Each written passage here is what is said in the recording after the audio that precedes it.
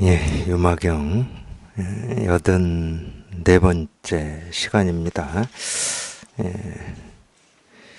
예, 삶 모두 누구이고 어디에 있는가. 여기 지금 저희가 이 개송이 좀 길어서 개송을 지금 하고 있습니다. 지난 시간에 이어서 한번 더 보겠습니다. 하여튼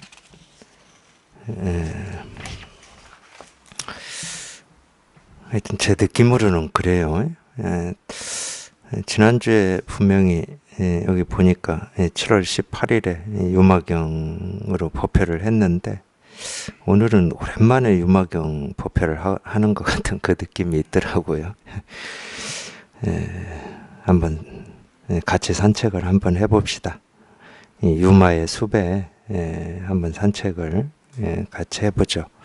하여튼 이 유마경이라고 하는 이 숲은 산책을 해보면 천년 만년 된 이 소나무들이 가득합니다.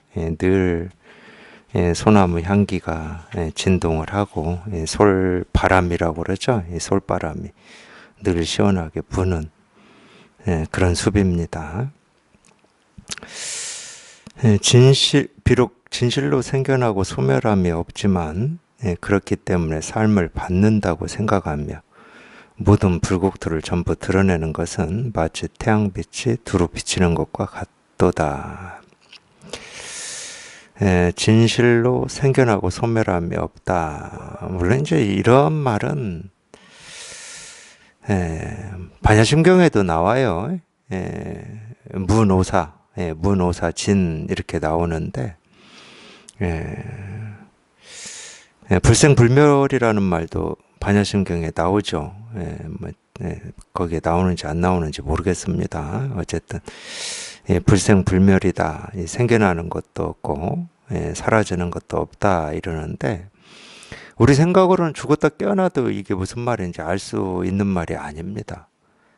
우리 생각으로 우리가 보고 듣고 느끼고 경험하는 걸로는 이걸 뭐 육근이라고 그러는데, 보통 육근을 가지고 있는 입장에서는 뭐가 생겨나고 사라지고 있다가 없어지고 없다가 생겨나고 막 이러잖아요. 그게 이제 유무라고도 표현하고 뭐 생사라고도 표현하고 생멸이라고도 표현합니다. 아니 그게 분명히 뭐가 생겨나고 사라지는데 생겨남도 없고 사라짐도 없다 뭐 이래 버리니까, 물론 이제 이런 말을 뭐 방편으로 저렇게 얘기하겠지. 그거는 또 다른 알을 끌어와서 얘기하는 거고, 이 자기 스스로 진실로 생겨남도 없고 사라짐도 없는 이게 실감이 되느냐 이 문제잖아요.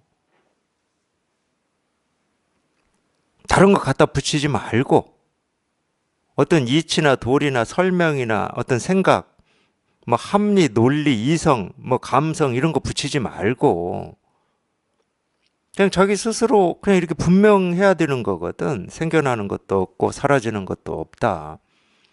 근데 눈으로, 귀로, 뭐 몸으로, 생각으로는 늘 뭐가 생기고 사라지고 있고 없고 뭐 그거지. 그게 이제 이 생멸의 세계라고 그럽니다. 불교에서는 생멸의 세계라고 그러죠. 그거를 세간이라는 얘기입니다. 그러니까 자꾸 뭐가 있다고 그러고 없다고 그러고, 뭐 있다 없다 해서 또 파생돼 가지고 옳다고 그러고 그러다고 그러고 진짜다고 그러고 가짜다고 그러고, 또는 이 있고 없고는 서로 상생한다고 그러고 막 이런 말을 막 갖다 붙여요. 막 갖다가 그게 무슨 대단한 이치나 도리나 깨달음인 것처럼. 근데 깨달음은 그런 게 아니라고. 아무것도 생겨나는 것도 없고 소멸하는 것도 없어요. 한 물건도 없다니까. 뭐라고 할 게 아무것도 없어.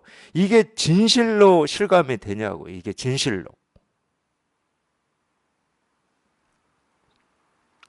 이거를 불교에서는 무생법인이라고 그럽니다. 무생법인. 그러니까 우리 생각으로는 뭐 죽었다 깨어나도 이건 어떻게 할 수가 없는 거지. 아무리 뭐 공부를 하고 뭐를 한다 하더라도 생기고 사라지고 있고 없고가 이렇게 분명한데, 이 몸뚱아리도 당연히 병들고 늙고 죽잖아. 경험적으로 뭐 그거는 우리가 부정할 수가 없습니다. 경험적인 사실로는 모든 사람들이 태어나서 지금 내 이전에 모든 사람들은 태어나서 다 병들고 늙고 죽었어요. 단 한 사람도 예외 없이. 근데 노사가 없다고 그러고 노사가 끝나는 것도 없다. 이래 버리면은 그거를, 그러니까 그게 실감이 안 되니까, 자기 스스로는 그게 100% 공감이 안 되니까 자꾸 어떤 근거를 끌어들여서 이건 이런 말이다 저런 말이다 이러는 거거든. 근거를 끌어들여요. 이 근거 중에 좋은 근거 하나가 과학이라고 하는 겁니다. 근데 심지어 어떤 사람들은 뭐 영적인 걸 끌어들여서 얘기하는 사람들도 있어요. 그거 다 쓸데없는 거고, 거기는 뭘 끌어들일 필요가 없어요. 아니, 깨달음이라고 하는 것은 그냥 그 스스로라니까. 어떤 것도 필요치 않아요. 어떤 것도. 어떤 논리나 이론도 필요치 않아. 그냥 그 스스로야. 그 자체다 이런 말도 쓰잖아요. 그냥 그 자체예요. 그 자체라는 말이 무슨 말이냐. 그냥 이 시계 그대로 도구 깨달음이고 부처고 진실이라고. 이 시계가 왜 도구 부처고 진실이냐. 그게 설명이 되고 이해가 되고 뭐 이치 도리가 있어서 그런 말을 하는 게 아니고, 그냥 이 시계 그대로가, 여기를 뭘 갖다 붙이지 않기만 하면은.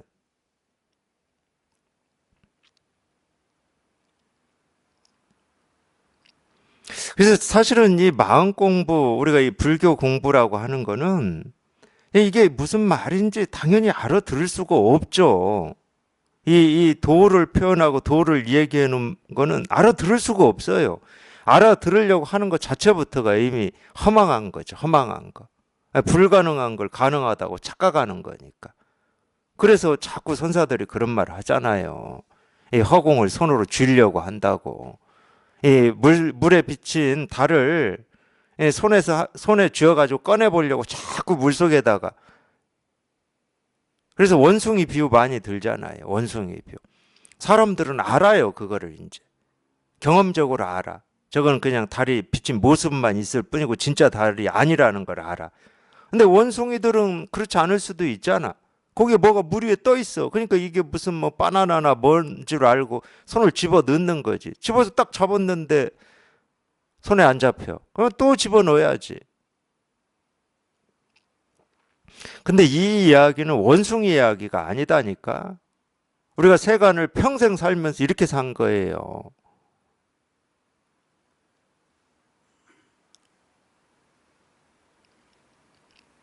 그래도 원숭이는 몇 번 하다 보면은 아 이거 잡을 수 없는 거구나 하고 포기하고 돌아서 가기라도 할 거 아니에요.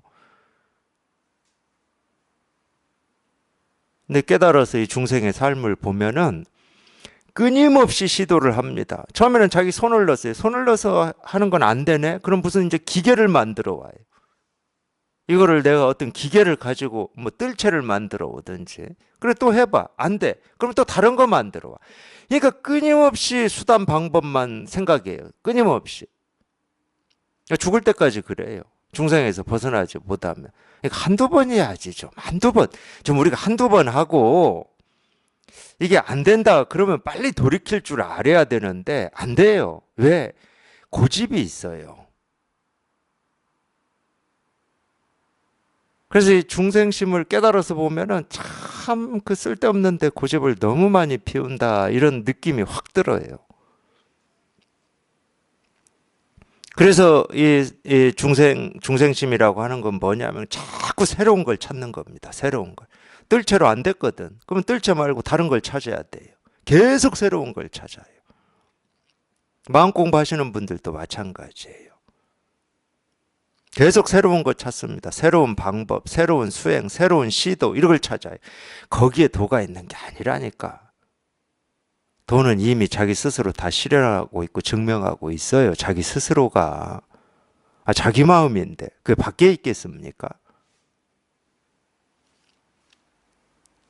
그러니까 그런 시도를 하지 말라고 그러는 거예요.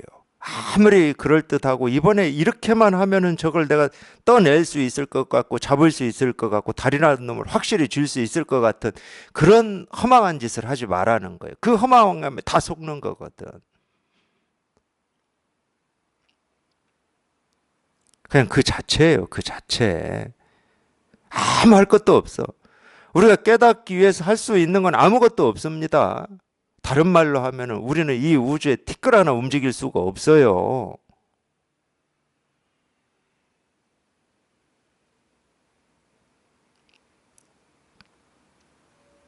근데 할 수 있는 것처럼 착각을 해버리는 거거든. 그게 제가 볼 때는 에, 사람이 가진 불행입니다. 불행. 이 인류라고 하는 이 사람이 가진 불행 중에 하나가 그거예요. 뭘 할 수 있는 것처럼. 그러니까 모든 하려고 하는 이 시도들은 그 나름의 어떤 이론이 있고 이치가 있고 도리가 있고 의미가 있고 가치가 있어요. 다 거기에 그런 걸 매겨 놓거든요. 근데 어떤 일을 하든지 우리가 그게 이 진짜가 되려면은 인간의 본성이 어떤 건지를 우리가 알아야 될 거 아니에요. 제가 뭐 안다 그러는 거 지식이라고 생각하셔도 좋고 뭐라고 생각하셔도 좋은데 인간이라고 하는 이 존재 자체가 뭐냐? 이거를 우리가 파악이 돼야 그 바탕 위에서 무슨 일을 할 수도 있고 할 수도 없고 이게 나오는 거지. 그냥 생각으로만 이건 의미가 있고 뜻이 있고 우리가 다 같이 하면 좋은 일이니까 우리 한번 해보자. 그게 되겠습니까? 괜히 공자가 인간의 본성을 탐구했겠습니까? 이 철학이 자연과학이 괜히 이 물질의 본성이나 인간의 본성을 탐구하겠습니까? 이 본성이라고 하는 것은 본래 성품이라는 말이에요. 여기를 벗어날 수가 없는 거야. 뭐 비가 오든 바람이 불든 뭐 샘으로 모습이 드러나든 네모로 드러나든 해가 뜨든 지든 지진이 일어나든 화산이 폭발하든 이 본성의 모습일 뿐이라는 거야. 여기에서 전부 나오는 거니까. 근데 이거는 모른 채 현상만 붙들고 말이 되겠습니까, 그게? 그러니까 모든 시도들이 다 실패할 수밖에 없는 거예요. 만족이 없다고, 뭐를 해도. 100% 만족이 없어. 어떤 중요한 일을 하고 가치 있는 일을 해도. 저는 그런 면으로 볼 때는 이 인류가 굉장히 뭐 과학 지식이나 무슨 뭐 어떤 소양, 뭐 기초 교육, 뭐 이런 걸 교육을 어마어마하게 시키고 어마어마하게 배운 바는 많은데 제가 볼 때 2500년 전에 이 공자나 맹자나 이 유학, 적어도 이 유학을 공부하는 사람들의 이 사람들의 어떤 이 기본기도 못 따라가는 거예요. 아무리 많이 알아도. 저 멀리 뭐 눈에 보이지도 않는 이 별이 어떻게 생겼고 뭐 몇 년 됐고 이런 걸 안다 하더라도 게임이 안 돼, 게임이. 제가 볼 때 그래요. 제 입장에서 볼 때. 그러니까 드러난 현상에 대해서는 많은 지식을 가지고 있죠. 많은 지식을. 근데 옛말에도 그런 말 있잖아요. 구슬이 서말이 있어도 깨어야 보배라고. 그걸 못 깨워버리면 그건 뭐 다 쓸데없는 게 됩니다. 깨워야 돼요. 그것을 이 깬다라고 하는 것은 사실은 이 본성, 본질을 우리가 통한다는 거거든.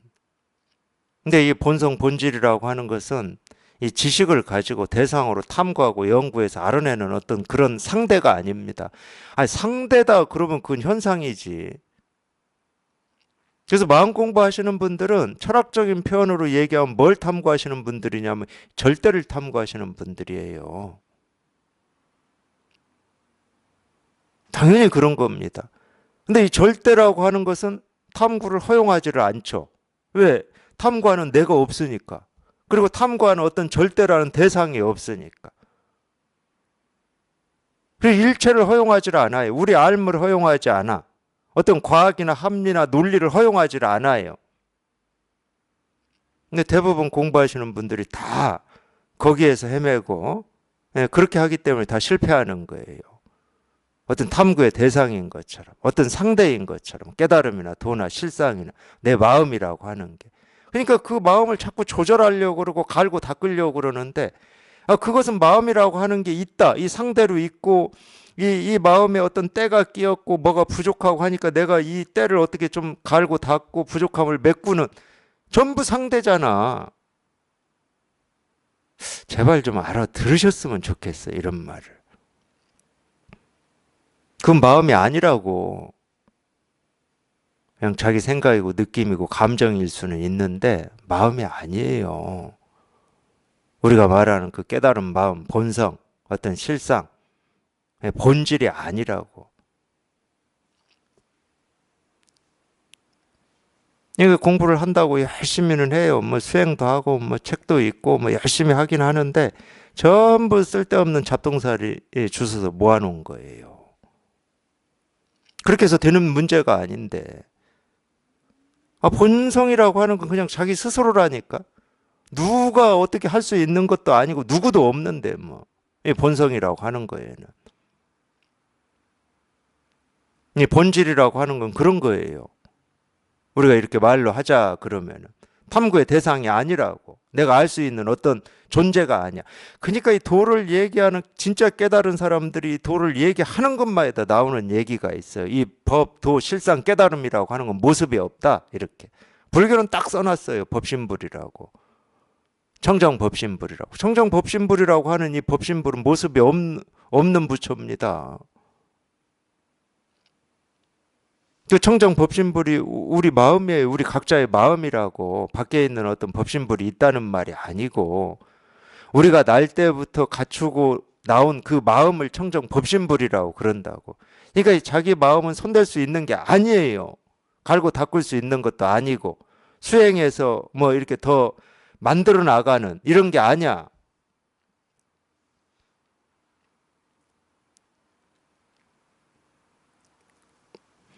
그래서 이게 실감이 되고 여기에 통해 보지 않으면은 진실로 생겨나고 소멸함이 없다 이런 말은 알아들을 수가 없는 말이에요. 자기가 억지로 이래서 이런다 이렇게 억지로는 얘기할 수 있겠지. 그거 다 쓸데없는 생각이야. 그건 억지야 말 그대로. 자기가 여기 이렇게 딱 통해 보면은 아무것도 생겨나는 것도 없고 소멸되는 것도 없어. 뭐 있음도 없고 없음도 없고. 당연히 뭐 있음 없음을 가지고 또 분별하는 오름 그름이라고 하는 것도 당연히 없는 거죠. 뭐 있고 없고가 없는데 뭘 가지고 옳다고 할 거고 그러다고 할 겁니까? 그러니까 이 법에는 진실함도 없고 허망함도 없어요. 뭐가 있어야 또는 뭐가 없어야 진실하다고 그러고 허망하다고 하는 거지. 진실한 것도 없고 허망한 것도 없다고.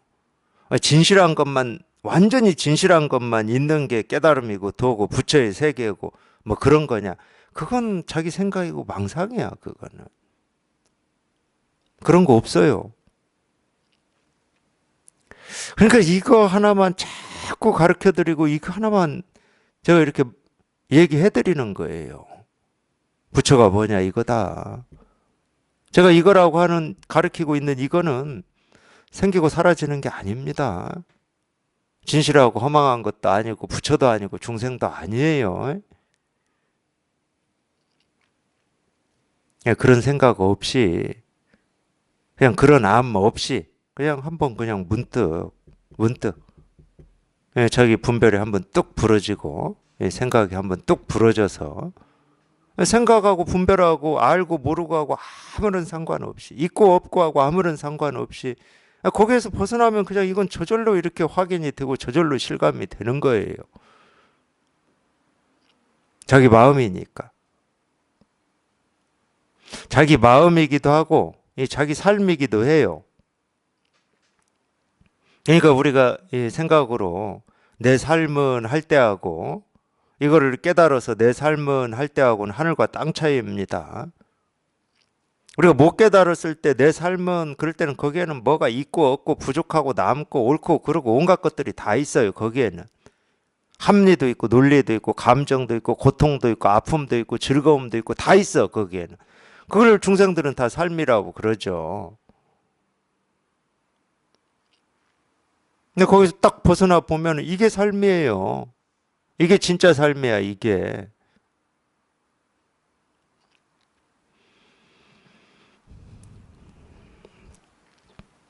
비록 진실로 생겨나고 소멸함이 없지만 그렇기 때문에 삶을 받는다고 생각하며 이 앞에 말도 무슨 말인지 모르실 텐데 그렇기 때문에 삶을 받는다. 또 여기까지 나오면은 뭐 더 모르죠. 당연히 모릅니다. 무슨 말인지 이건 알 수가 없어요. 아니, 생겨나고 사라짐이 없는데 삶을 받는다. 아무것도 없다면서 삶을 받는다고 그러니까 이걸 뭐 어떻게 합니까, 이거를. 그러니까 이 실상을 드러내는 말은 다 이렇습니다. 예, 자기 머리로 이해할 수 있는 말이 아니에요. 왜 그러냐면 자기가 지금까지 배우고 익힌 걸 가지고 이거는 손댈 수가 없는 거거든. 예, 배우기 전의 일이고 익히기 전의 일이고 말하기 전의 일이고 생각하기 전의 일이거든요. 이거 배우고 익힌 거 가지고는 손댈 수가 없어요. 그러니까 제가 이거를 체험하고 한 거사님이 좀 이거를 좀 이야기를 해주라는 거예요. 이야기를. 그러니까 그 거사님은 당연히 이제 어떤 입장을 가지고 있으셨던 거사님이냐면 아니 이거를 이렇게 우리가 도에 통한다고 그러고 깨닫는다 그러면은 그게 뭐든 이분은 당연히 이제 전공이 공대였어요. 예. 그게 설명이 안 된다. 그건 말이 안 된다는 거예요. 설명할 수 없는 걸 깨달으면 뭐 할 거냐는 거야. 근데 그 말을 들어보면 그 말도 맞는 것 같아. 설명도 안 되고 뭐 알 수도 없는 걸 깨달으면 그거 어디다 쓸 거냐. 그 말도 맞는 것 같아. 예, 제가 이제 체험하고 들었을 때는. 그러니까 이 얘기를 해달라는 거야. 신기하죠. 근데 또 희한하게 어쨌든 이 전공은 그쪽이었지만 또 이 도에 대해서는 관심이 많으셔가지고 자기가 이 깨달은 사람 한 번 만나는 게 소원이다고 하셨던 분이에요. 나름대로 깨달았다 하는 사람들을 자기 나름대로 찾아다녔지만 찾아가서 이렇게 얘기해보고 어쩌고 해보면은 그냥 이 진짜 깨달은 사람 같지가 않으니까 돌아오고 하다가 뭐 어떤 인연으로 저를 만나게 된 건데 그러니까 자기 삶에서도 이렇게 얘기하면 또 제 자랑 되잖아. 자기 삶에서 처음 일이래요, 처음. 자기가 그렇게 이 깨달은 사람을 찾으러 다녔는데 진짜다고 느껴지는 사람은 처음이라는 거예요. 진짜다고 자기가 느껴진다는 거예요. 아무리 진짜라고 느껴져도 이 깨달은 게 설명이 안 된다는 건 말이 안 된다. 그래서 3년을 물었다니까요, 저한테. 그분입니다. 그 유명한 분. 저한테 3년 물었다는 그분. 결론만 얘기하면 3년 묻고 더 이상 안 물어가지고 하도 이상해서 오늘은 왜 안 묻습니까? 하고 제가 물었어요. 그랬더니 이건 물을 게 아니라고 그러더라고. 물을 게 아니라. 그럼 뭔데요? 그랬더니 이거 깨닫는 거래요. 더 이상 물을 게 아니래. 이거 자기가 직접 이거 깨닫는 거라더라고. 근데 그분한테 제가 이렇게 실감한 이거를 이렇게 비유로라도 설명을 해주고 싶은데 항상 물을 때 간절한 눈빛을 가지고 묻는데 비유로라도 설명을 해주고 싶어요. 그래서 설명을 해주고 싶은데 뭔 생각이 났냐면은 이 생각이 나더라고요. 우리는 태어나서 지금까지 이 지구라고 하는 이 행성에 익숙해져 있잖아요. 자기는 익숙해졌다는 생각 없습니다. 그냥 우리는 그냥 피곤함, 배고프면 밥 먹고 목마르면 물 마시고 할 일 있으면 하고 뭐 먹고 살기 위해서 열심히 뛰어다니고 집에 들어가 잠자고 뭐 이런 건데 우리도 모르게 우리는 이 지구라고 하는 이 행성에 완전히 익숙해졌어요. 우리가 중력이 있는지 없는지 모르지만 이 중력에 완전히 익숙해져 있습니다. 이 중력하고 조금만 달라도 우리는 이게 뭐지? 하고 혼란스러워 할 거예요. 이게 도대체 이걸 어떻게 해야 돼?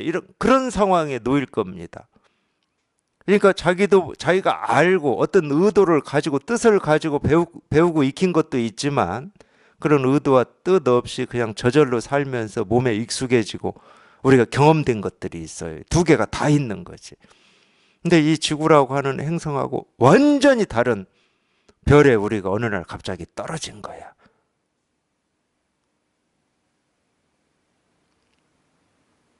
그거하고 똑같아요. 지구에서 우리가 익숙해진 것은 이 별에서는 어디다 갖다 쓸 데가 없어, 쓸 데가.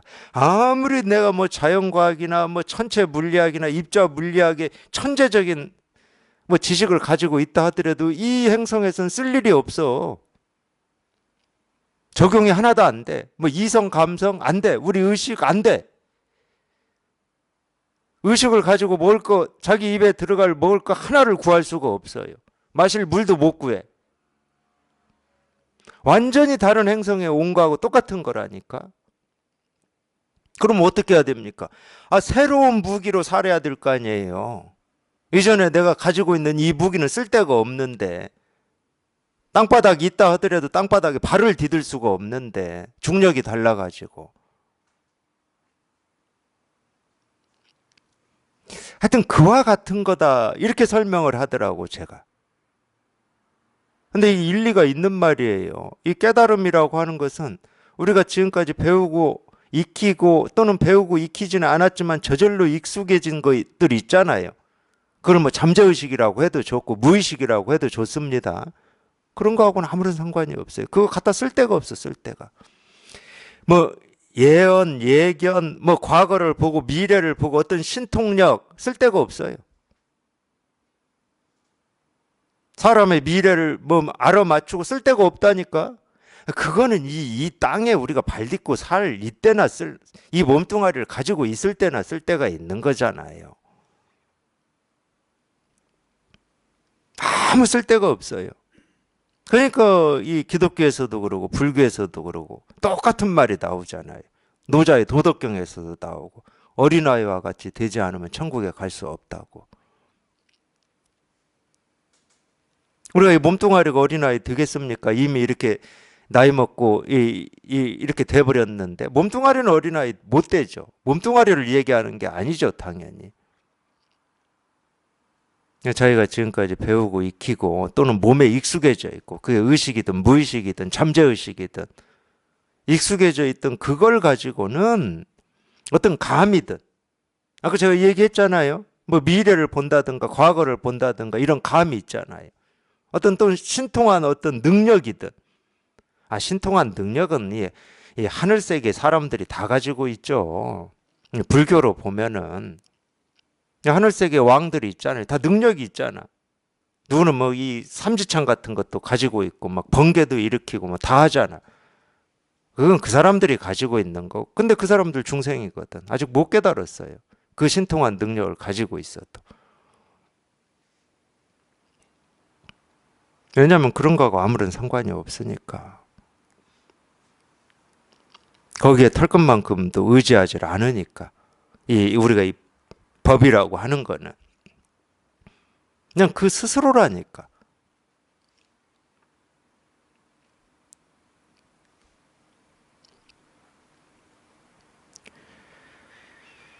모든 불국토를 전부 드러내는 것은 마치 태양빛이 두루 비치는 것과 같도다.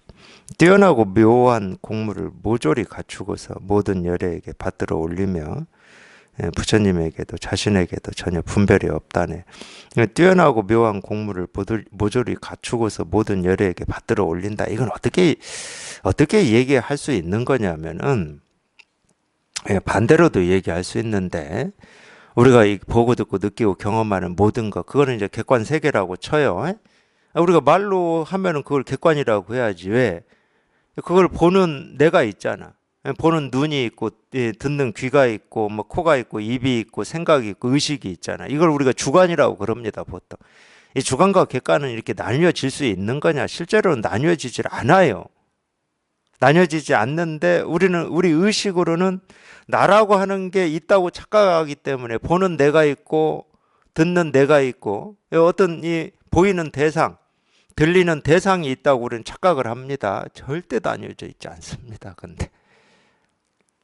근데 이거든 저거든 주관이든 객관이든 나라고 여기는 이 몸뚱아리든 내 삶이든 내 느낌이든 감정이든 또는 이 바뀌라고 여기는 뭐 해가 뜨고 지고 계절이 바뀌고 봄 되면 온갖 꽃이 피고 하는 이 모든 것들은 실제로는 우리가 신이다 그러면 신의 모습이고 도다 그러면 도의 모습이고 부처다 그러면 부처의 모습이고 깨달음이다 그러면 깨달음의 모습이거든요. 그렇기 때문에 거기에는 내가 따로 있고 세상이 따로 있지 않거든. 내가 따로 있고 세상이 따로 있질 않아요. 내가 있는 게 아니라니까. 이 나라고 여기는 이 몸뚱아리가 없다는 얘기가 아닙니다. 근데 이 몸뚱아리는 내가 아니라고. 그냥 도의 모습이고 도의 형상이지. 이 모습으로 도는 자기 스스로를 다 드러내고 다 보여주고 있거든. 그러니까 이거를 묘한 곡물이라고 그러는 거예요. 여기에서는. 이거를 다 모든 열애에게 받들어 올린다고 그러잖아요. 도덕경 표현대로 하면은 만물 지모라는 거야. 이 만물은 전부 우리가 찾고 구하고 얻고자 하는 이 마음의 모습이고 마음의 형상이라는 거야. 마음의 노래고. 거기에는 나라고 하는 게 끼어들 곳이 없습니다. 이 세상이라고 하는 게 끼어들 곳이 없고 주관, 객관이라고 하는 게 끼어들 곳이 없어요. 안과 밖이라고 하는 이런 말이 끼어들 곳이 없어. 안도 없고 밖도 없어. 그게 뭐하고 똑같은 거냐면은 이 바다에 가서 이 바다를 한번 보세요. 그러면 우리가 바다를 본다는 건 뭐냐면은 이 물결을 보는 거거든, 물결을. 끊임없이 생기고 사라지는 이 물결을 보는 거거든요. 그 물결을 볼 때 바다에 수천 수만의 물결이 있을 겁니다. 그 수천 수만의 물결은 그냥 물의 모습일 뿐이야. 그 물결의 모습이 어떤 모습이냐고 아무런 상관없이. 어떻게 생겼는가하고 상관없이. 지금 일어나고 있는 물결이냐, 지금 죽으로 들어가는 물결이냐하고 상관없이 그냥 다 물의 모습일 뿐이야. 물의 작용일 뿐이야.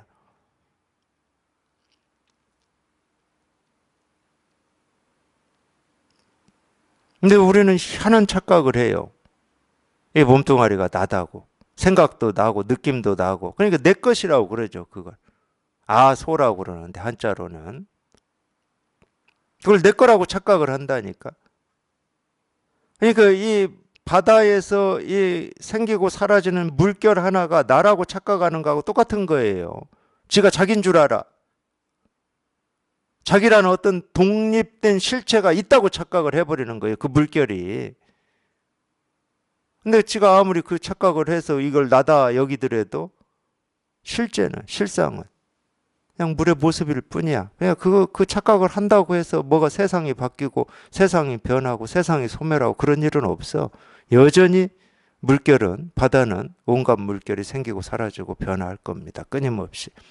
그렇게 망상을 하든 그렇게 분별을 하든 저 혼자 그런 착각을 하든 그냥 찻잔 속의 태풍이야, 그냥. 안 변해. 뭐가 변할 것 같지만 안 변해요.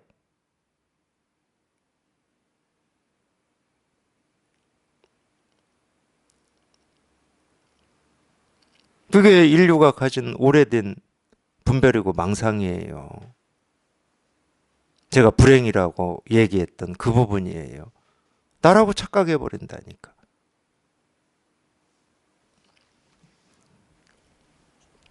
저희가 아무리 착각을 해도 우리 스스로는, 우리 각자는 단 한 번도 이 진실에서 벗어나 본 적이 없습니다. 다 일이 돌아가게 돼 있어요.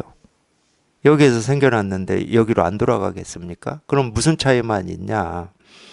당연히 차이는 있죠. 깨달은 사람도 당연히 일이 돌아가죠. 못 깨달은 사람도 돌아갑니다. 이 부분은 차이가 없어요. 아무리 뭐 망상을 하고 발버둥을 치고 뭐 번뇌 속에서 뭐 별 짓을 다 한다 하더라도 결국은 우리는 법을 벗어날 수는 없다니까. 그럼 뭐는 있냐면은 이게 이제 불교가 나오게 된 결정적인 이유고 동기입니다. 그걸 이제 고라고 그래요. 어떤 걸 고라고 그러냐? 아니 우리가 본래 무림을 깨달아 버리면, 그것만 확인해 버리면 발버둥 칠 게 없어요. 나를 붙들고 이래야 된다 저래야 된다 하고 발버둥 칠 일이 없다니까. 그렇게 발버둥 치는 걸 불교에서는 고라고 그런 거예요. 아니, 다 깨달은 부처인데 이 얘기는 바다에서 일렁이는 모든 물결은 그냥 물의 모습일 뿐인데 물 아닌 게 없는데 자기 혼자만 나는 독립된 개체야, 나는 쓰러지기 싫어, 나는 사라지기 싫어, 나는 이런 모습으로 살고 싶어 하고 발버둥을 치고 있다니까.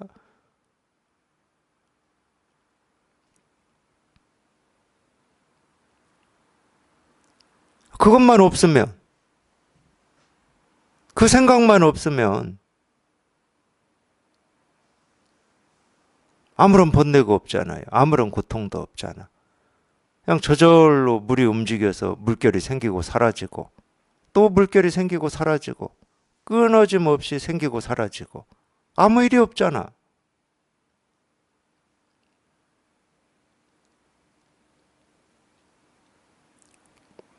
그래서 깨달음이라고 하는 것은 물론 이제 자기가 그런 생각할 때는 진지하죠. 진지하니까 그렇게 생각하는 거지. 자기 나름 모르는 삶을 걸고 하는 거지.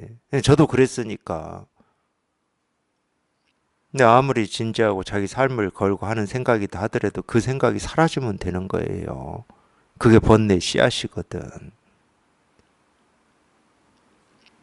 그 생각이 사라지면 그냥 구름이 모였다 흩어지듯 해가 뜨고 지듯 계절이 그냥 아무런 이 대립이나 갈등이나 이 힘쓰지 않고 이 변하듯 갈등 저항이 없어요. 그냥 모든 게 그냥 저절로 일어나. 모든 게 저절로 일어나요. 저절로 생겨나. 저절로. 모든 게. 힘쓸 일도 없고 애쓸 일도 없고 그냥 모든 게 저절로. 그렇다고 삶이 없다고 그러는 게 아닙니다. 당연히 해도 뜨고 계절도 바뀌고 비도 오고 눈도 오고 뭐 다 하잖아요. 근데 그런 하나하나 모습, 하나하나 소리를 따라서 그냥 아무런 갈등 없이 아무런 번뇌 없이 그냥 저절로 이루어지는 겁니다.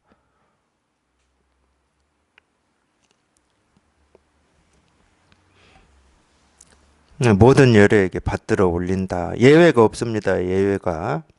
자기가 어떤 생각을 하고 기가 막힌 삶을 산다 하더라도 예외가 없어요. 다 이 부처님 손바닥 아니다 뭐 이런 말도 있듯이 우리는 이 법에서 한 발자국도 벗어난 적이 없어요.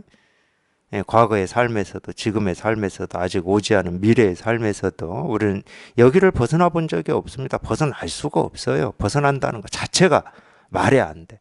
여기를 벗어난 적이 없는데 이걸 찾겠다고 애쓰고 노력하고 뭐 몸부림을 친다. 그게 허망한 생각이고 허망한 행동이죠.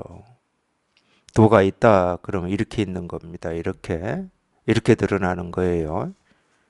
깨달음이 있다 그러면 이렇게 드러나는 거고 부처가 있다 그러면 이렇게 드러나는 겁니다. 우리는 내가 발딛고 있는 이 땅, 이 현실을 한 발자국도 벗어날 수 없어요. 그러니까 이 불교 공부를 진짜로 자기가 안 해본 사람들은 뭐 회의론이다, 뭐 현실 도피다 이런 얘기를 하시는 분들이 있는데 사실은 이 불교 공부는 자기가 발딛고 있는 현실을 한 발자국도 움직이지 않는 겁니다. 몰라요. 이제 그런 게 이제 여러 가지 이유 때문에 그렇게 생각을 하게 되셨겠지. 그러니까 그것도 참 이상해. 뭐 무슨 마음 공부를 해야 된다. 그럼 이 세상하고 멀리 떨어진 깊은 산속이나 어디 무인도나 히말라야나 지리산은 얘기 안 하겠습니다. 지리산은 제가 가서 공부한다니까. 이런 데 가야 된다. 이렇게 생각을 하니까 이 세상 사람들도 그런 말을 하는 것 같아요. 현실 도피 뭐 이런 얘기를 하는 것 같아. 그건 희한하게 좀 그렇게 됐어요. 왜 그런지는 저도 모르겠어요. 근데 제가 이 공부를 해보니까 뭐 사람 없는 깊은 산 속에 저는 깊은 산 속에 있다가 나왔잖아요, 세상에. 뭐 제가 깊은 산 속에 있어서 뭐 공부됐겠습니까? 전혀 그거하고 상관은 없습니다. 뭐 깊은 산 속에 공부 있는 것도 아니고 뭐 히말라야 산에 공부가 있는 것도 아니에요. 이 깨달음이라고 하는 건 있다 그러면은 이 저작거리에도 있고 깊은 산 속에도 있고 히말라야 뭐 동굴 속에도 있고 천년 만년 된 곳에도 있고 막 생겨난 이 연필에도 있어요. 그래야 도지. 어디에는 있고 어디에는 없다 그러면 그게 도겠습니까? 그래서 진짜 깨달은 사람은 뭐 깊은 산 속으로 들어가야 되니 저작거리에 있어야 되느니 이런 생각을 안 는다니까. 못 깨달은 사람이나 그런 생각하는 거야. 저같이. 제가 못 깨달았을 때는 깊은 산속에 들어가서 공부를 해야 깨닫는 줄 알았거든. 못 깨달았기 때문에 그런 거예요. 깨닫고 보니까 깊은 산속에서 살아야 될 이유가 없어요. 안 살아야 될 이유도 없지만 고집할 이유가 없어져 버렸어요. 그래서 제가 이 공부를 하기 전에도 불교 공부를 하기 전에도 제가 살고 싶은 삶이 있었거든요. 이제 들으면은 이 한량이라고 그러실 텐데 그냥 발길 닿는 대로. 그게 제가 살고 싶은 삶이었어요. 이 세간에 어떤 뭐 직업이나 직장이나 뭐 생계나 이런 거 하기는 싫더라고요. 저는 어릴 때부터 그랬습니다. 어릴 때부터 학교 다닐 때부터도 되고 싶은 어떤 이 직업이라든지 사람 이런 게 없었어요. 딱 있다 그러면은 저하고는 상황이 좀 다르지만 조선시대 때 이 역적 집안으로 몰려서 어쩔 수 없이 이 세상 팔도를 유랑했다고 하는 김시습이 있잖아요. 금오신화 김시습. 저는 딱 그렇게 살고 싶었어요. 어디에도 그냥 이렇게 갇히지 않고 걸림 없이 그냥 내가 가고 싶은 발길 닿는 대로 가고 싶었어요. 그래서 제가 불교 공부를 할 때도 그 말이 저는 많이 다가왔습니다. 이 도를 깨달은 사람은 그냥 이 작은 쪽배에 몸을 싣고 이 배가 가는 대로 배가 머무는 대로 거기가 저희가 발 디딜 곳이고 거기가 저희가 살 곳이다. 뭐 이런 얘기가 저는 마음 다가왔어요. 진짜 깨달아 보면 그런다니까. 뭐 어떤 걸 고집하지 않아요. 뭐 사는 거, 뭐 입는 거, 뭐 고집하지 않는다니까. 도시냐 산속이냐 이런 고집하지 않는 거야. 도시에서 시달리고 막 이런 사람들이 산속이나 자연에 대한 동경이 있는 거지. 도시에 살아도 시달리지 않는데 무슨 동경이 있겠습니까? 없어요.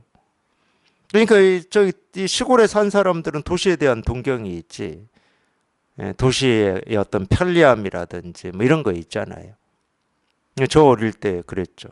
농촌에 살았기 때문에 저는 서울이 대단한 곳으로 알고 있었습니다. 서울만 가면 다 돈 버는 줄 알고 출세하는 줄 알았어요.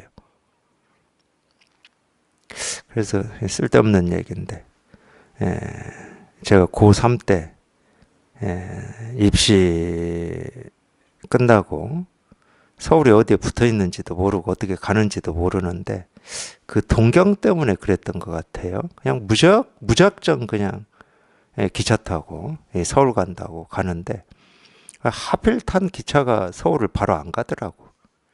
서대전에서 제 기억에 서대전에서 한번 갈아타야 되는데 이 갈아타야 되는 시간이 좀 이렇게 텀이 길더라고요. 밤중에 갔는데. 그래서 또 어떻게 갈아탔어요. 무슨 용기가 있어서 그랬는지는 모르겠어. 새벽엔가 뭐 언젠가 갈아타가지고 어쨌든 용산역에 지금 용산역하고는 완전히 다른데 지금 용산역은 천지개벽했더라고요. 용산역까지 갔어요. 무슨 그런 동경을 가지고 용산역 가서 어디 갈 데 있는 것도 아닌데 용산역에 촌놈이 딱 내렸는데 어디가 어딘지 뭐 알 수가 있나요? 갈 데도 원래 없었고. 네. 그게 이제 제가 서울을 처음 가본 건데.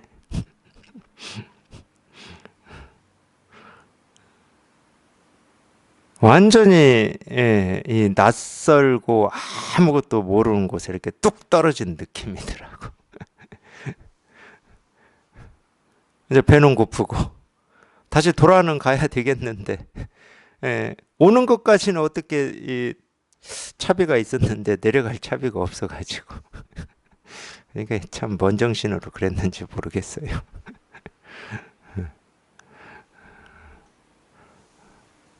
사실 제가 이 얘기를 해드리는 것도 마음 공부는 그런 거예요, 그런 거. 농촌이라면 제가 살던 고향이라면은 뭐 이쪽 산에 갔던 저쪽 산에 갔던 저 들판에 있었던 뭐 저한테 익숙한 곳이니까 어떻게든 집을 찾아오죠. 뭐 걸어서 오든 뛰어서 오든 뭐 제 기억을 되살려서든 오는데 완전히 새로운 곳에 돈도 없고 이제 어찌 할지를 어떻게 할 방법이 없어요, 방법이. 물론 이제 사람 사는 곳이니까 뭐 방법이다 그러면 뭐 있죠. 뭐 사정도 하고 지나가는 사람 사정도 하고 뭐 이러면 있는데 이 공부라고 하는 게 그거예요. 이 본문을 들으면은 내가 어떻게 할 수 있는 게 없는 거예요. 길이 끊어져 버린 거야, 길이. 내가 가야 될 길이 끊어져 버린 거예요. 그거를 이제 이 옛날 선사들이 그렇게 표현한 거예요. 금강권이다, 율곡봉이다, 천길, 만길, 낭떠러지에서 손을 놓아야 된다. 이제 이렇게 표현을 한 거예요. 그러니까 이 본문은 절대로 좀 알겠다 이렇게 들으면 공부를 거꾸로 하는 겁니다. 그거는 이제 세속 공부할 때는 그렇게 하십시오. 이 세속의 공부는 하루하루 쌓아가는 공부입니다. 도덕경에 나오죠. 위학 일익이라고. 위도 일손이고. 이 마음 공부는 덜어가는 공부예요. 뭘 어떻게, 그러니까 무기라면 무기죠. 이 깨달음이라고 하는 걸 어떻게 얻기 위해서 내가 쓸 무기가, 우리한테 쓸 무기가 뭐겠습니까? 결국은 암 아닙니까? 암? 알미잖아요. 내가 지금까지 배우고 익힌 이거를 가지고 여기도 찔러보고 저기도 찔러보는 거잖아. 그 무기를 가지고 어느 쪽이 길인가를 알아보는 거 아니야. 근데 이 법문은 뭐냐면은 그 무기를 다 놓게 만들어 버리는 거야. 항복시켜 버리는 거야. 그러니까 찔러 볼 수도 없고 헤아려 볼 수도 없고 어찌 해볼 수가 없어. 그러니까 손발이 묶인 것 같은 거야. 여태까지 살아온 습으로 보면 손발이 그냥 딱 묶이고 입도 그냥 딱 이 재갈을 물려가지고 도움을 요청하고 싶은데 소리가 나오질 않아. 손짓이라도 해서 불러야 되겠는데 손발도 묶여버린 거야. 이 공부는 딱 그렇게 하는 거예요. 다른 거 없어.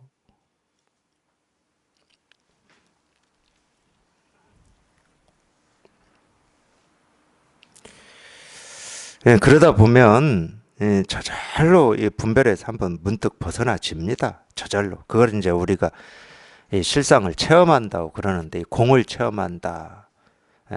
견성이다. 뭐 이런 얘기를 하는 건데 그러다 보면 저절로 그냥 이 생각이 저절로 죽는 거야. 지가 힘을 못 쓰는데 죽지 어떻게 합니까? 지가 저절로 죽으면은 그냥 저절로 이 진실은 드러나는 거예요. 파사현정이라는 말을 씁니다. 불교에서 파사현정. 이 삿된 걸 그냥 확 때려 부숴버리면 이 정이 드러난다 이 말이. 이 정이 이거거든요. 그러면 삿된 게 뭡니까? 우리 생각이에요. 불교는 그 얘기밖에 안 해요.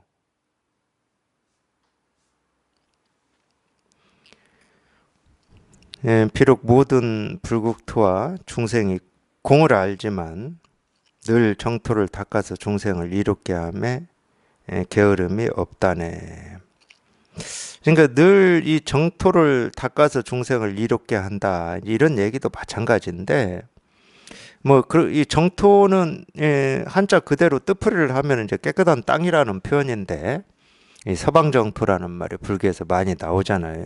그게 이제 깨끗한 땅이라는 뜻입니다. 그러면 이 불교에서 얘기할 때 이 깨끗함이라고 하는 건 뭐냐면은 우리가 뭐라도 조금이라도 이렇게 모습이 있다 또는 말도 마찬가지입니다. 말. 이 말이라고 하는 것도 말이 있기만 하면 이 말이라고 하는 것은 이 깨끗하고 더럽고 의미가 있고 없고 가치가 있고 없고 옳고 그르고 좋고 싫고 이렇게 나눌 수가 있습니다. 모습도 마찬가지고 모습도 이 모습이 있기만 하면 전 깨끗하고 깨끗하지 않고 진실하고 허망하고 또는 옳은 모습이고 그른 모습이고 좀 부족한 모습이고 남는 모습 이런 게 있어요. 뭐가 조금이라도 있으면 그거는 그러면 항상 하지 못한 거죠. 어떤 때는 깨끗하고 어떤 때는 더럽고 어떤 때는 의미가 있고 어떤 때는 의미가 없으니까. 근데 그게 어떤 모습만 그런 게 아니라 제가 말도 얘기했지만 우리 생각, 느낌, 감정도 그렇습니다. 생각이라고 하는 것도 영원히 옳은 생각은 없어요.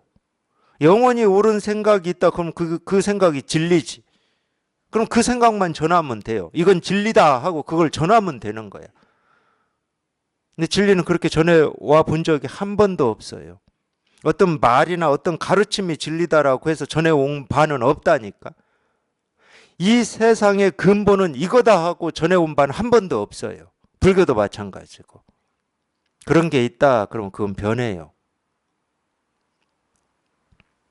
우리가 힘들어하는 게 그런 거 아닙니까? 예를 들어서 이 남녀가 사랑하는 사이였다. 사랑할 때는 서로 죽고 못 살고 서로를 위해 줬지. 근데 시간이 지나다 보니까 생각이 바뀌지. 느낌도 바뀌고. 그러면 힘들죠. 번뇌가 됩니다. 고통스러운 거예요. 마찬가지.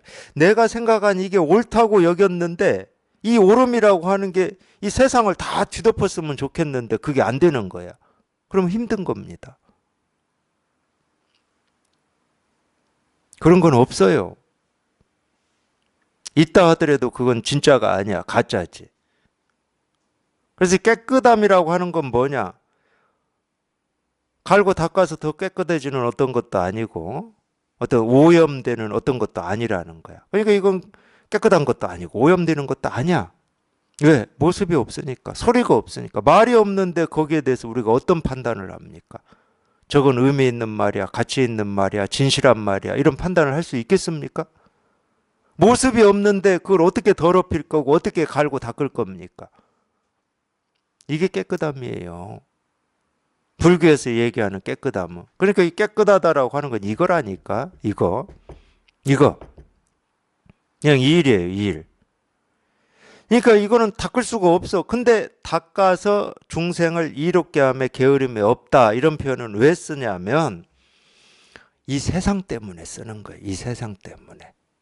왜냐하면 우리가 이 보고 듣고 느끼고 경험하는 이 세상이라고 하는 이게 있잖아요. 우리가 분별할 때는 세상이라고 그러고 모습이라고 하고 소리라고 하고 맛이라고 하고 냄새라고 하고 오름이라고 하고 그름이라고 하는데 내가 분별해서 보고 듣고 느끼고 경험하는 이 모든 거는 그게 모습이든 촉감이든 냄새든 맛이든 다 부처의 모습이고 열의 모습입니다.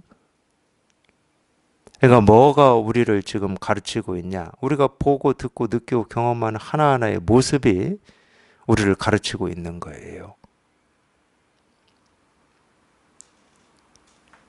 저 지금 차가 지나가면서 내는 저 소리가 우리를 깨닫게 하는 겁니다.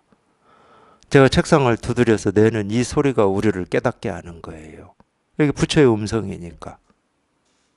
이건 부처의 모습이고. 그러니까 하나하나가 나를 깨닫게 하는 거예요. 그러니까 이 중생을 이롭게 함에 게으름이 없어요. 한 번도 게으름을 피운 적이 없어요. 이 세상은. 날이면 날마다 해가 뜨고 지고 비가 오고 흐리고 맑고 바람이 불고 계절이 바뀌고 이 하나하나의 끊어짐이 없이 중생을 이롭게 합니다. 그러니까 우리가 깨달으려면 그냥 힘없이 깨닫는 거라니까. 깨달으려면 그냥 이 연필 하나 죽는 순간에 깨닫는 거라니까. 반대로 얘기할 수도 있어요. 지금 이날이 이때까지 이 많은 이 모습, 소리, 색깔, 이 우주가 통째로 나 하나 깨달으라고 온갖 모습으로 보여주고 온갖 소리로 들려줬는데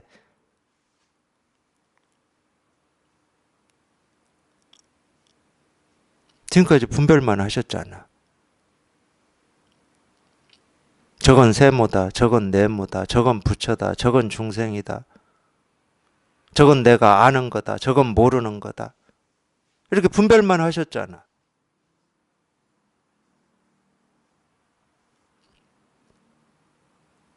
아침 세수할 때 이 코 만지기보다 쉽다 이런 말을 많이 합니다. 이 깨달은 사람들이 하는 표현 중에 하나가 세수하는데 코 안 만질 수가 없죠. 자기가 만져야 되겠다는 생각이나 의지나 뜻을 가져서 만지는 게 아닙니다. 세수하면 당연히 만져지는 거예요. 그러니까 평생을 하루도 빠짐없이 날이면 날마다 이 깨달음을 만지고 이랬으면서도 그걸 한 번도 그걸 제대로 본 적도 없고 제대로 느낀 적도 없고 제대로 경험한 적도 없어. 분별만 아니라고.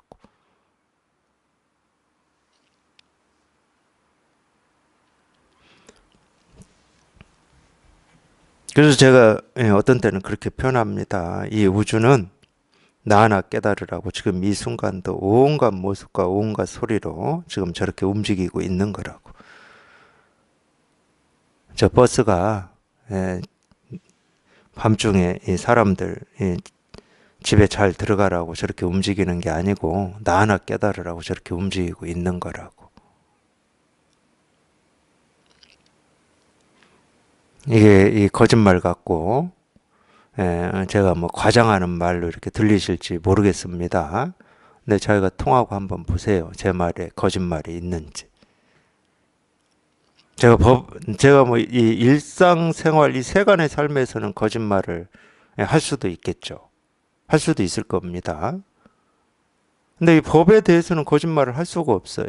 법에는 참말 거짓말이 없기 때문에 이거를 가리키고 드러내는 데는 거짓과 참이 없어요. 여기에는 거짓말을 할 수가 없다니까. 실제로 과장도 안 합니다. 그냥 있는 그대로 얘기하는 거, 있는 그대로. 이 우주 삼라만상이 자기가 지금 이날 이때까지 수십 년을 보고 듣고 느끼고 경험했다고 하는 그 삶의 이 경험들이 나 하나 깨달으라고 전부 생기고 사라지고 변화한 일들이라는 거예요.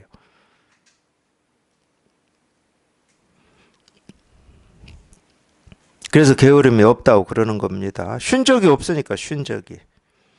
예, 모든 중생 부류의 모습과 목소리와 위험 있는 태도와 두려움 없는 힘을 갖춘 보살을 한순간에 모두 나타낼 수 있다네.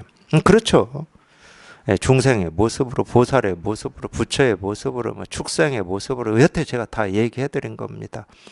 이 세상에 드러낼 때는 내 생각으로는, 내 기준으로는 옳음의 모습으로, 그름의 모습으로, 내 기준으로는 차별되는 모습으로, 평등한 모습으로, 있음의 모습으로, 없음의 모습으로, 내 기준으로는, 내가 지금까지 배우고 익히고 한 그 기준으로는 온갖 이런저런 모습으로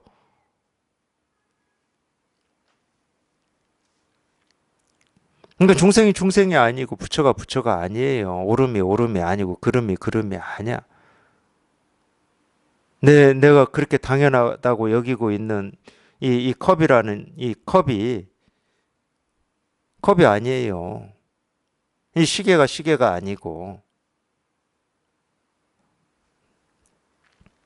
근데 이 분별하는 중생은 옳음 좋고 싫음 나쁘고 부처 좋고 중생 나쁘고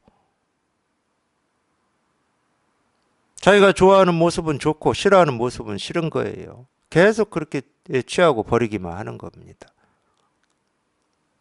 그걸 분별이라고 그러는 거거든요. 망상이라고 하고. 자기 느낌이나 감정 뭐 이것도 마찬가지죠.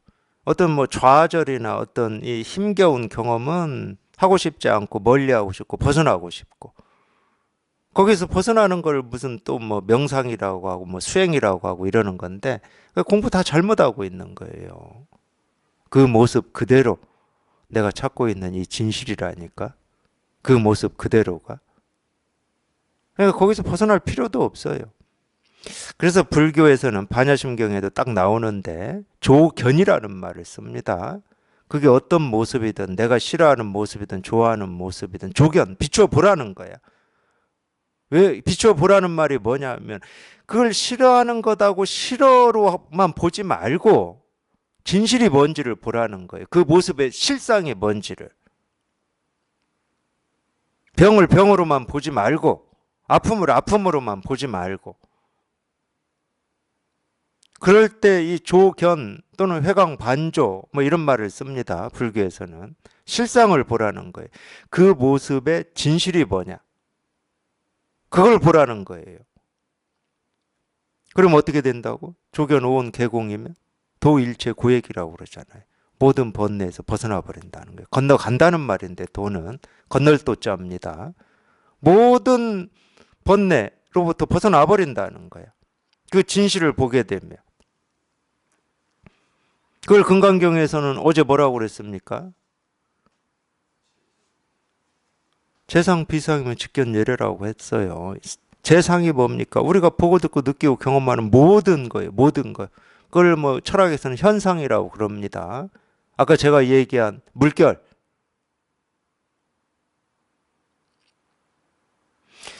그 모든 이 현상의 진실을 깨닫는 게 우리가 얘기하는 실상을 보는 거고 견성입니다. 견성.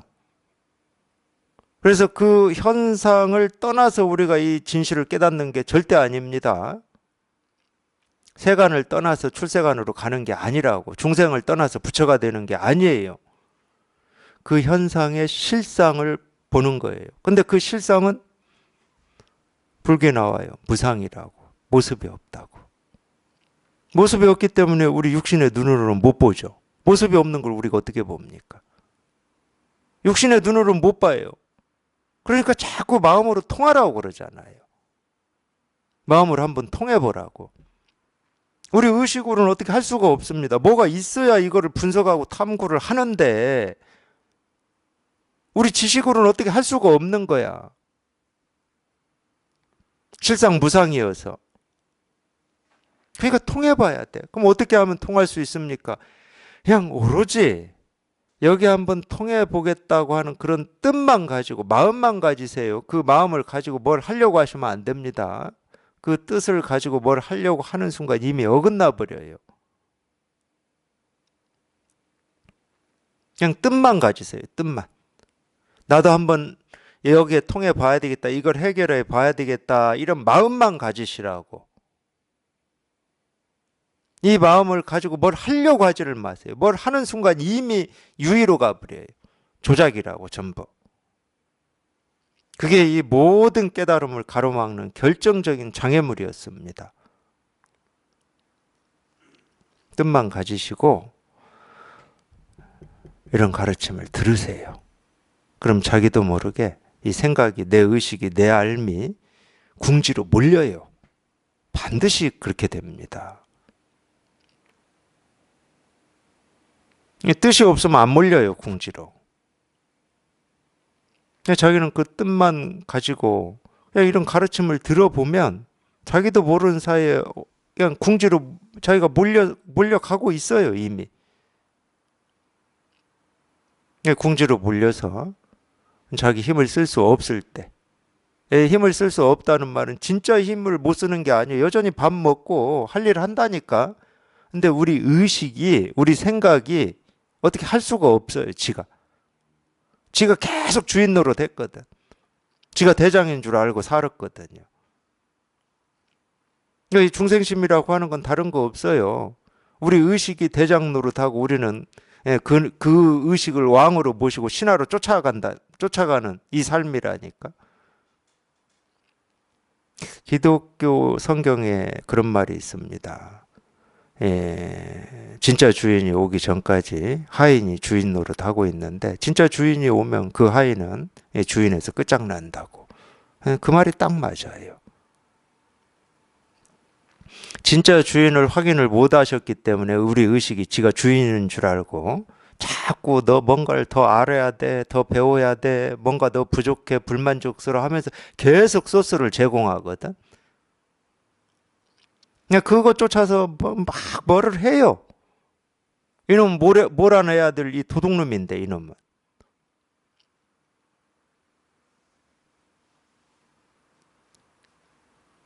이놈이 힘을 쓰지 못해야 이놈이 저절로 죽는 겁니다. 이놈이 죽기만 하면 이 진짜 주인은 그냥 저절로 이렇게 드러나요. 저절로 드러나. 이놈 때문에 이게 지금 드러나지 못하고 있을 뿐이거든. 이 뜻만 가지고 이런 가르침을 그냥 들으세요. 그냥. 듣다 보면 그냥 저절로 됩니다. 힘쓰지 마세요. 힘써서 이렇게 공부를 해야 된다. 그러면 석가모니 부처님이 설법 안 하셨습니다. 설법할 필요가 없죠.